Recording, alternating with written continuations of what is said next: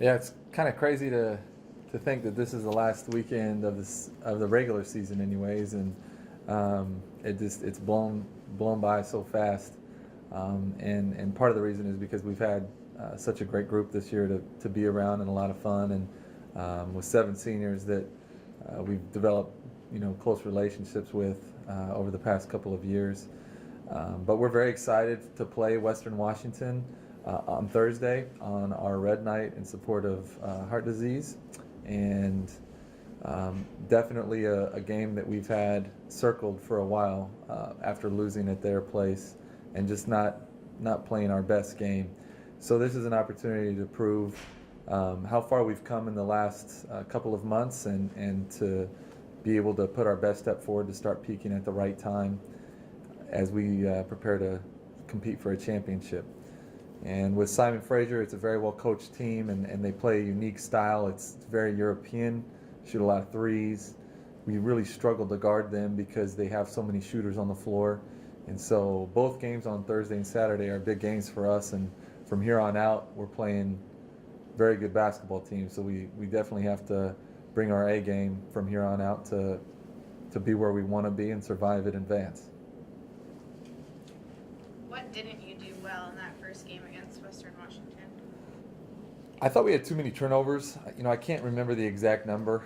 I want to say it was in the 20s, and that's pretty uncharacteristic for our ladies. And we started off the second half, I believe we were up by 7 at halftime, and started off, I think, with 4 back-to-back turnovers that resulted in their points. And they're a team that's real emotional, and they do a good job of taking advantage of momentum.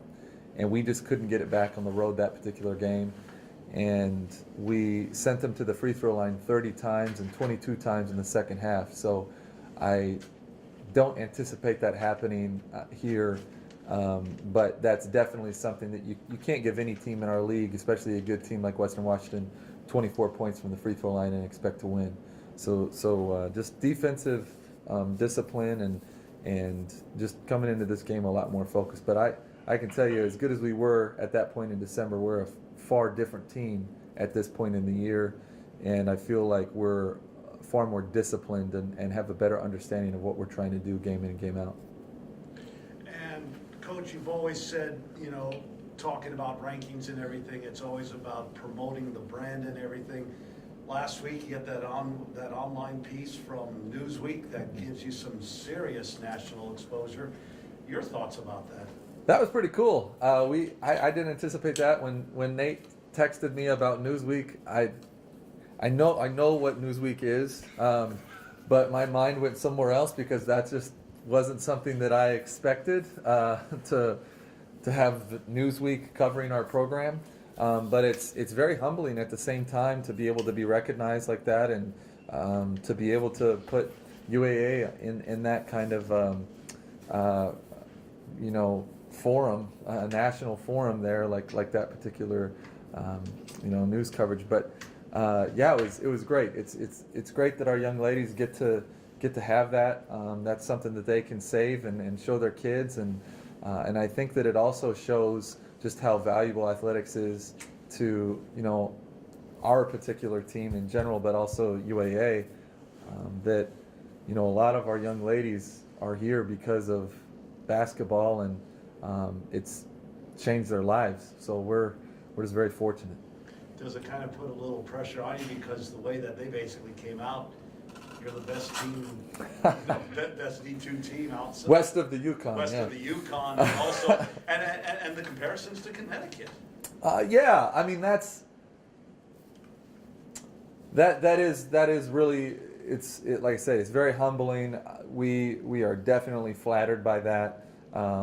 But I think at the same time, UConn's won, I think, like 60-something games in a row, 63 games in a row.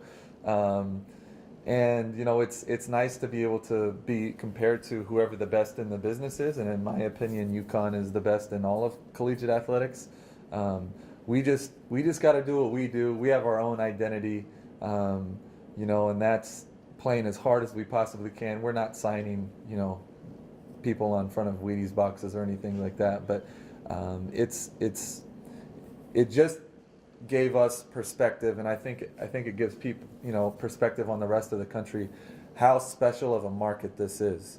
Not many Division II coaches get to sit in the seat that I'm sitting in right now, and to be able to be where Adriana is right now, to represent an entire state at a high level, to be able to be on TV, to be able to reach the people that we can, using basketball to make an impact on other people. So, we're very, very fortunate to be in this position for sure.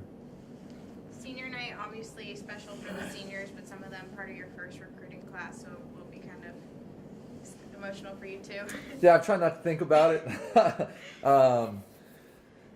Yeah, I just, it's going to be interesting for me because I am a young coach. This is like the first go around for me for a senior night of a group that I recruited and got to see all the way through, and I'm just really proud of this group of young ladies.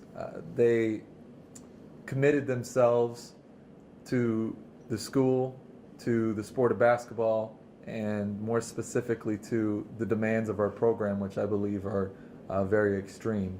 And in doing so, you give up a lot. You give up your social life, you give up